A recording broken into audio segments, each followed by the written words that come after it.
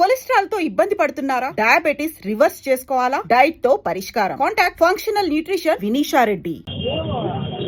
అందశ్రీ గారు చిన్న వయసులోనే, అంటే జనరల్ గా ఆయన చనిపోయేటటువంటి వయసు కాదు, ఎందుకంటే కేవలం 64 సంవత్సరాలు మాత్రమే. ఆయన చిన్న వయసులో, అంటే వాళ్ళ కుటుంబం కూడా చాలా పేదరికము, ఒక గొర్రెల కాపరిగా, ఒక భవన నిర్మాణ కార్మికుడిగా ఉంటూ ఆయన ఈ స్థాయికి ఎదగడం అనేటటువంటిది మామూలు విషయం కాదు.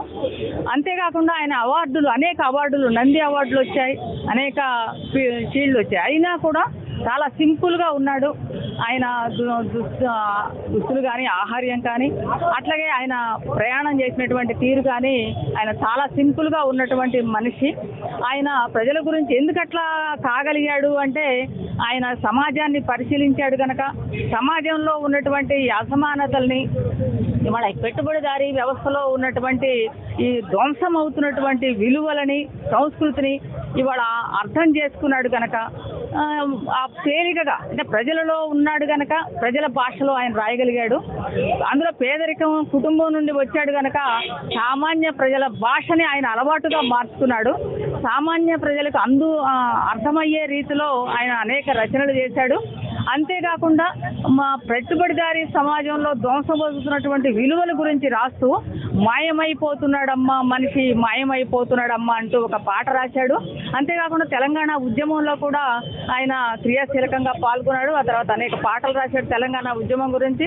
అట్లా ఆ తర్వాత కూడా తెలంగాణ గురించి జై హే జై హే తెలంగాణ అనేటటువంటి పాటని రాశాడు. ఇట్లా ఆయన గురించి చెప్పుకోవాలంటే ఎన్నో విషయాలు చెప్పుకోవచ్చు. ఆయన ఎదగడానికి కారణం, ఆయన పెద్దగా చదువుకోలేదు, సామాన్య కుటుంబంలో పుట్టాడు, పేదరికంలో పుట్టాడు, సామాన్యుడిగా జీవించాడు. ఇట్లా ఉన్నాడు కనుకనే ఆయన అంతగా ఎదిగి అలాంటి రచనలు చేయగలిగాడు అనేటటువంటి మేము అనుకుంటా ఉన్నాం. ఇంత ప్రజల గురించి ఆలోచించినటువంటి మనిషి ఇవాళ ప్రజలకు దూరం కావడం అనేటటువంటిది ఒక బాధాకరమైనటువంటి విషయం. అందుకే సిపిఎంఎల్ మాస్ లైన్ తరఫున, మా పార్టీ తరఫున ఆయన మరణానికి మా ప్రగాఢ సంతాపాన్ని తెలియజేస్తున్నాం. ఆయనకి జోహార్లు తెలియజేస్తా ఉన్నాం. చదువు రాకపోయినా సృజనాత్మకత కలిగినటువంటి మన మాటలే పాటగా వచ్చి కోట్లాది మంది బడుగు బలహీన వర్గాల బతుకుల్ని ఆవిష్కరించిన మానవుడు. ఏ పాట రాసినా, ఏ మాట చెప్పినా దానికి ఒక అర్థం, దానికి ఒక తాత్పర్యం కలిగిన మానవుడు అందశ్రీ గారు. పేదరికాన్ని, దుఃఖాన్ని తనివి తీర అనుభవించిన వ్యక్తి కాబట్టి పేదల దుఃఖమే ఇతివృత్తంగా, పేదల బతుకులే ఇతివృత్తంగా పాఠకమైనటువంటి మహనీయుడు ఇవాళ అందశ్రీ గారు. వారు జయ జయ తెలంగాణ కంటే పాట, లేక అనేక మనిషి అన్నవాడు అనేటువంటి పాట, మాయమైపోతున్నాడమ్మా మనిషి అన్నవాడు అనేటువంటి పాట ఇవాళ మనిషి ఉన్నంత వరకు ఉన్నటువంటి పాట. మానవ సంబంధాలు, మనుషుల మధ్య ఉన్నటువంటి ఆ సంబంధాలు ఇవాళ చెడిపోతున్న ఈ సందర్భంలో చూస్తూ తట్టుకోలేక సమాజాన్ని తట్టులేపిన మాని తెలుగోళ్ళ ఎల్లమ్మే అనేటువంటి పాట ఆ జాతిని మొత్తం కలిగించింది.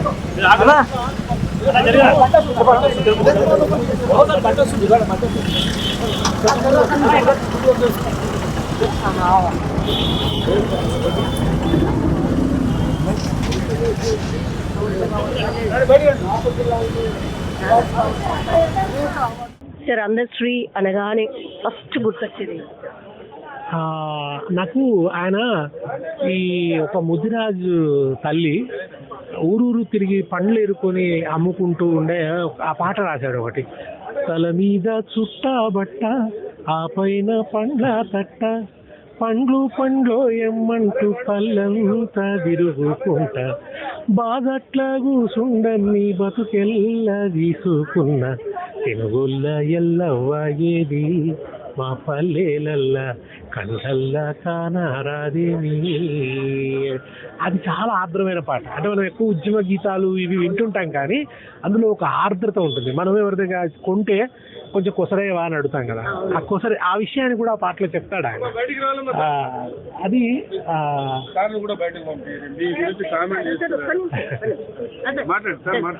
అది అట్లా ఒక ఆ పాట చాలా అద్భుతంగా ఉంటుంది. ఆ తర్వాత ఆయన జానపద పాటలు రాస్తూ పరిచయం. ఎప్పుడు 99 హైదరాబాద్ సిద్దిపేటకు వచ్చే దారి మీద పాట రాశాడు. అల్లి బిల్లి అంగూర తోట, అప్పుడు అన్ని అంగూర తోటలు ఉండే కదా. నేను అడుకుంటా పోయే పల్లె పాట, గా పాట ఎంట పాడుకుంటూ పల్లె పాట, నేను చిన్నంగా చేరాలి సిద్దిపేట అని రాశాడు. ఇక ఆ తర్వాత చూడు తెలంగాణ, ఇవన్నీ కూడా చాలా తెలంగాణ పోరాట, జై జై హే తెలంగాణ, మాయమైపోతున్నాడమ్మా, బొమ్మ చెక్కితే బొమ్మరా, జై తెలంగాణ, జై బోలో తెలంగాణ, అన్నీ ఒక ఒళ్ళు గగురు పొడిచే అనుభవాన్ని ఇచ్చాడు తెలంగాణ ప్రజలకి ఉద్యమ కాలంలో. ఆయన మరణించడం అనేది సాంస్కృతిక చైతన్యానికి ఒక విఘాతం. ఆయన పేరున ఒక జానపద అకాడమీని పెట్టి ఈ జానపద కళల పరిరక్షణ, సాహిత్య పరిరక్షణ ఇది జరగాలి. కూడలే ఎక్కడన్నా ఆయన విగ్రహం పెట్టాలి. అంతో పాటు పాశం యాదగిరి సార్ ఉన్నారు, ఒకసారి మాట్లాడే ప్రయత్నం చేద్దాం. సార్ అందశ్రీ అనగానే మన రాష్ట్ర గీతాన్ని రచయించిన రచయిత, అట్లాగే 64 సంవత్సరాలే సార్, అంటే ఎక్స్పెక్ట్ కూడా చేయలేదు కావచ్చు. తెల్లారు లేవగానే ఇట్లాంటి వార్త వింటామని ఎవరు కూడా అనుకోలేదు. ఆయన వయసు తక్కువదే, గుండెపోటు వచ్చింది. గుండెపోటు ఎవరికి వస్తుందంటే గుండెలోకి వస్తుంది. గుండెపోటు ఎందుకు వస్తుంది? ఆయన గుండె ఉంది కాబట్టి సమాజం గురించి స్పందించిండు. సమాజం గురించి స్పందించేది అలసి ఆగిపోయింది. ఆయన చిన్నప్పటి నుంచి చాలా కష్టాలు పడ్డాడు. రాబర్తులు కూడా చాలా ఇబ్బందులు పడ్డాడు. ఆయనకి ఏ అలవాటు లేదు, దురలవాటు లేదు, మాంసం లేదు, మందు లేదు, సిగరెట్ లేదు, వక్కపొడి లేదు, పాన్ లేదు, ఏది లేదు. తర్వాత రోజు వాకింగ్ చేస్తాడు, చాలాసేపు వాకింగ్ చేస్తాడు, చాలా డిసిప్లిన్ ఉన్నవాడు. కానీ సమాజం గురించి ఎక్కువ ఆలోచిస్తుంటాడు. అందువల్ల ఆయన జోగిని సినిమా తీయాలని ఒక ప్రపోజల్ పెట్టిండు. జోగిని సినిమా తీయాలంటే జోగిని వ్యవస్థ చాలా భయంకరమైంది, తీయాలని కథ కూడా రాసుకొచ్చిండు. శేఖర్ అని యలమంచి శేఖర్ అని జర్నలిస్టు, ఆయన గంగా సినిమా తీసిండు. ఆ గంగా సినిమా కోసమే ఆయనకు నంది అవార్డు కూడా వచ్చింది, పాటలు రాసిన. పాపం నష్టపోయిన శేఖర్ బాగా చాలా డబ్బులు ఎక్కడెక్కడ ఇల్లు అమ్ముకొని తీసుకొచ్చి పెట్టిండు. ఆయన ఈనాడు మా చీఫ్ రిపోర్టర్గా ఉండే మేము ఈనాడులో ఉన్నప్పుడు. సార్ అందశ్రీ గారు 1994లో సూసైడ్ అటెంప్ట్ చేయడానికి వెళ్తే, ఇప్పుడు మీరు చెప్పిన పేరు ఎవరైతే ఉన్నారో ఆయన్నే ఆదుకున్నారు. ఎస్ సార్, తనే ఆదుకున్నారు అని. అవును, కష్టాలు ఉన్నాయి ఆయనకు. ఆర్థిక సమస్య. ఇక్కడ ఇల్లు చూస్తున్నాం లాలాపేటలో, చిన్న ఇల్లు కూలిపోయేటట్టు ఉండేది, ఏమి లేదు అక్కడ. అప్పుడు మొదటి నుంచి ఆదుకున్నది శేఖర్ నష్టపోయింది కూడా. సినిమా కొన్ని రోజులు ఆడింది, అక్కడక్కడ ఎక్కువ ఆడలేదు, డబ్బులు రాలేదు ఆయనకు. ఆయన భార్య ఝాన్సీ, శేఖర్ భార్య ఝాన్సీ, ఆయన మెంటల్ హాస్పిటల్ సూపరింటెండెంట్ ఉండేది, యలమంచి ఝాన్సీ. వాళ్ళిద్దరు కలిసి మొట్టమొదటి ఐడియా అది యలమంచి ఝాన్సీదే. జోగిని వ్యవస్థ ఇంత భయంకరంగా ఉన్నది, వీళ్ళ వ్యవస్థను శుద్ధి చేయాలంటే సినిమాలు తీసి చెప్పాలి, జనాన్ని చైతన్యవంతం చేయాలని ఝాన్సీ గారి ఆలోచన. దాన్ని శేఖర్ అన్న వేస్తా అని చెప్పి ఒక ప్లాట్ అమ్మేసిండు, ఇల్లు అమ్మేసిండు. అది ఇప్పుడు ఉంటే ఒక 1000 కోట్లు ఉంటుంది అంత ప్రాపర్టీ. అప్పుడు అమ్మేసి సినిమా తీసిండు. అప్పుడు తెలియదు ఆయనకు. ఇంకా వేరే చోట కూడా పెట్టిండు, పత్రిక పెట్టినాం ఆయన నేను కలిసి. ఆ వర్తమానం మన పత్రికలు పెట్టిండు ఆయన. ఇవన్నీ పెట్టి నష్టపోయింది ఆయన, నష్టపోయాడు, నేను కూడా నష్టపోయాను. ఇద్దరము మమ్మల్ని ఉత్సాహపరిచింది ఆయనే. ఆయన కమ్మవారు అయ్యిండు కూడా దళితుల కోసం రాసేవాడు. ఆయన కమ్యూనిస్ట్ అయ్యిండు కూడా అన్ని రకాల వర్క్ కోసం రాసేవాడు శేఖర్. ఆయనే ఈ సినిమా తీసిండు, ఇద్దరు కలిసి తీసిండ్రు. ఈయన రాసిండు. పాపం చాలా బాధపడేవాడు. శేఖర్ అని ఆస్తంతా పోగొట్టుకున్నాడు, ఏమి లేదు, ఎట్లనే ఇతరుల సమస్యలు కూడా ఎప్పుడు చూసినా అన్నా శేఖర్ అని ఎట్లున్నాడే, అంత పోగొట్టుకున్నాడు కదనే, ఏమి లేదు కదనే, సినిమా తీసిండు, ఎవ్వరు ఆడనీయలేదు సినిమాను, అది ఇటువంటి సినిమాలు ఎందుకు ఆడనిస్తారే అని చెప్పి బాధపడుతుండేవాడు.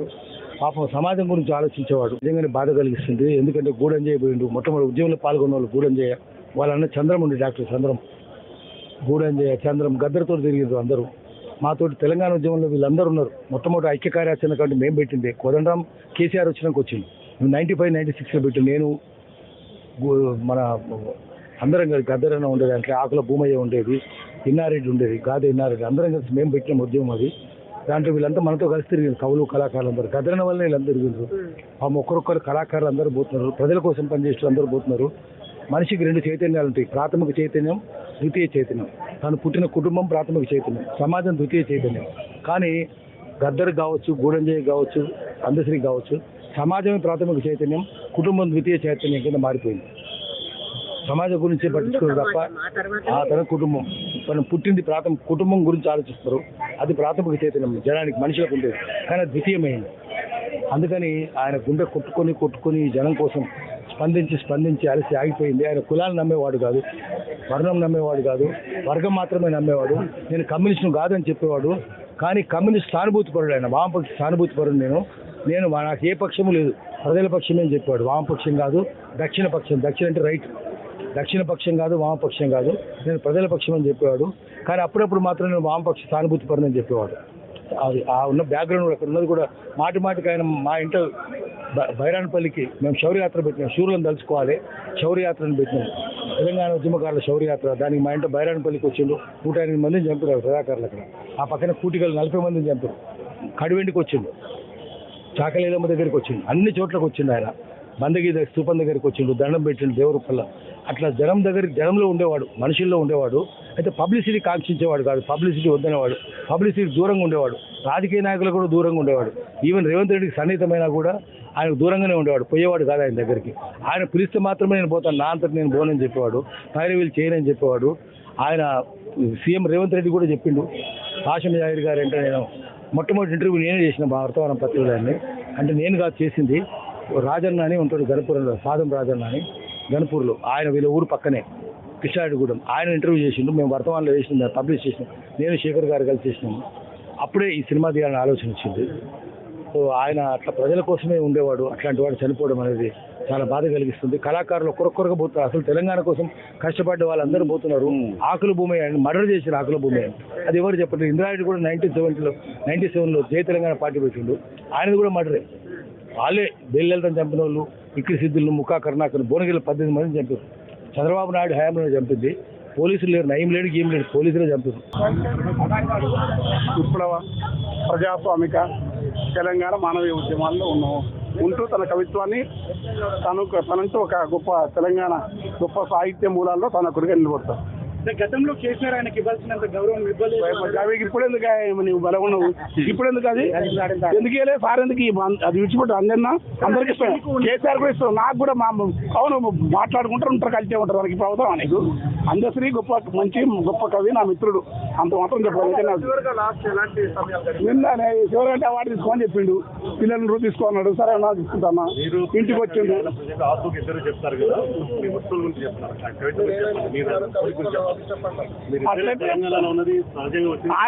ఆయన మాటలు చెప్పండి, ఇప్పుడు రికార్డెడ్ అది ఓపెన్ గా.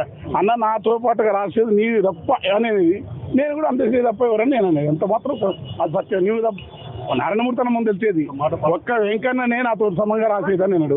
నేను కూడా ఒక అంజననే నాతో సమంగా రాసేదని చెప్పేది. ఇవాళ ఆయన చనిపోయినాడు, భూమి మీద వెళ్ళిపోయాడు. మాకు ఆయనకు వ్యక్తిగత స్పర్ధకు సంబంధించి కవిత్వానికి సంబంధించిన స్పర్ధలు కూడా లేవు. రాజకీయ అభిప్రాయాల దగ్గరే ఉంటుంది. మీరు అందరూ ఆ ప్రశ్న లేదు. నేను రాజకీయాలు నాకు ముఖ్యం కాదు, ఆయనకు కూడా ముఖ్యం కాదు. ఏదో మేము మా ప్రపంచంలో మేము ఉంటున్నాం. ఆయనకు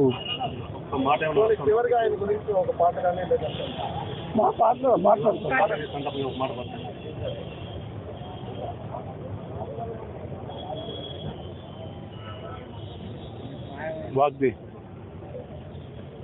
వాగ్దేవి కృపచేత వనరుగా కవనాన్ని అల్లిన మా కవి అందశ్రీ. అక్షరంబు నీకు ఆవలున్నది గాని అమ్మ వాగ్దేవి నీ హృదయమందుండే. పాట మల్లిక నీకు నేర్పినారేవర్తి, పాట మల్లిక నీకు నేర్పినారేవర్తి. తెచ్చింది కదా నీకు ఆ గగనమూలే కీర్తి, పాట మల్లిన నీకు నేర్పినారేవర్తి. తెచ్చగద నీకు గగనమంతటి కీర్తి. ఆవేశమున మాట అగ్ని గురిసినట్టు మనసు చూడగ పసి పిల్లవా లోపలేమో పసి పాపనోలే గుట్టు. మునితత్వ భావాల అలరించు తత్వాల అచల సాంఖ్యమున శ్రీరాము మాయోగి బిర్దురామారాజు వీరి తలువతో అక్షరాల దిద్దుకొని ఎలా మంచి శేఖరుని వెంటనే తిరిగాడి గంగ సినిమా తోడ నింగి కీర్తిని పొంది బతుకమ్మలో కలిసి దూరము కూడాడి పాటయ్యి ఆటయ్యి పరవశంపుగా ధూముదామున తిరిగి భూమిలో లావోలే ధూముదామున తిరిగి పాటయ్యి ప్రభవించినట్టి అందాశ్రీ. వెళ్ళిపోయిన నాకు హృదయం ఉన్నవు అక్షరంపై నీవు అవనిలో బతికేవు అక్షరం బయటిరా విషకాయము చేత అవనిలో నిలిసేవు అన్న అంత్యశ్రీ నిన్ను అన్న అంత్యశ్రీ నిన్ను ఎన్నటికీ ఈ జగతి మరువనంత మంచి సత్కవి నీవని హృదయ లోతుల నుంచి వచ్చింది ఈ మాట ఎప్పటికీ చెరగదు మన కవన పూబాట.